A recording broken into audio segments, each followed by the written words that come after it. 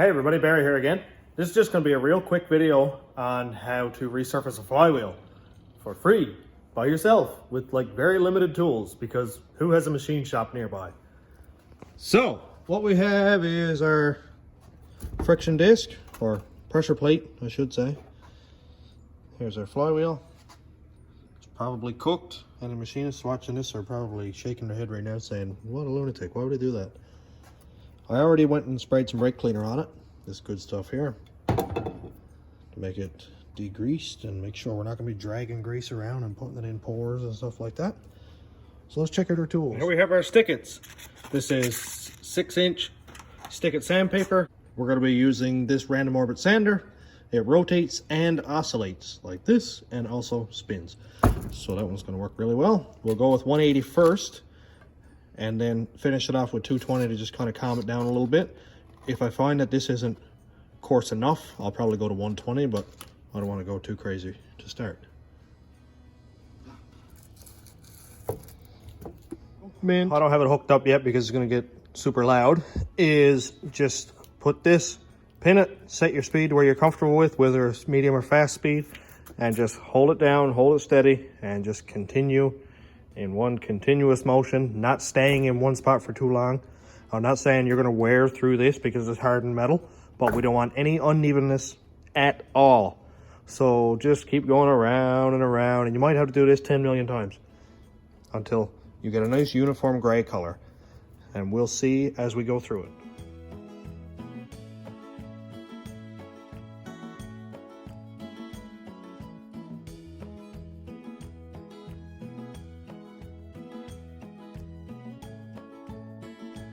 I'm going to give the compressor a little break, but look what we have so far. Let's turn off this light.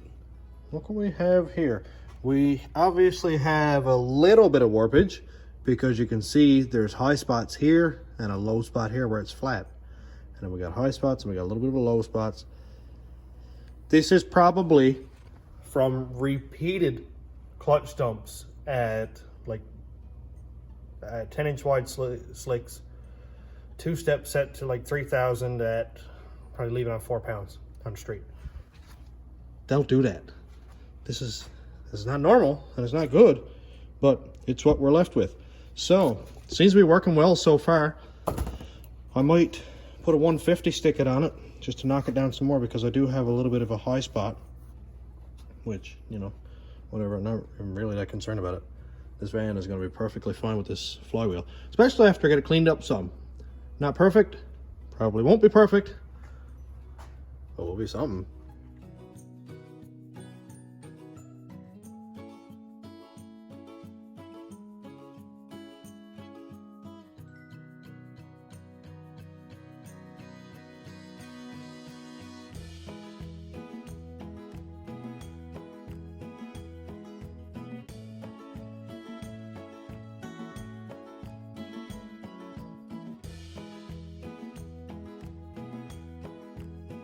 And here we have our flywheel, and I went ahead and did the pressure plate.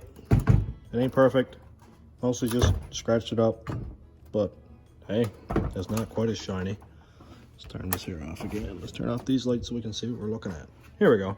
It does not look perfect, but it looks a whole lot better than it did, like rusty and a lot of dark spots in it. This looks pretty well uniform, besides a couple small high spots here, which you're not going to get out with a sander.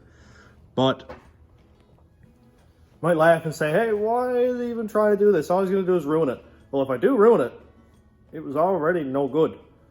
It was already, I'm not going to say warped, but it had high spots and stuff, and it was already burnt. And, you know, if you ruin it, what are you out? Like $3 worth of sandpaper in a half an hour. So, no big loss. I always like to go with the try it and see what happens way, rather than spending another $180 on a flywheel, another $180 on a clutch kit, for something that I could potentially just rebuild and make it work anyway. So this has been a quick tips video. Let me know what you think. Thanks for watching, everybody. Have a good day.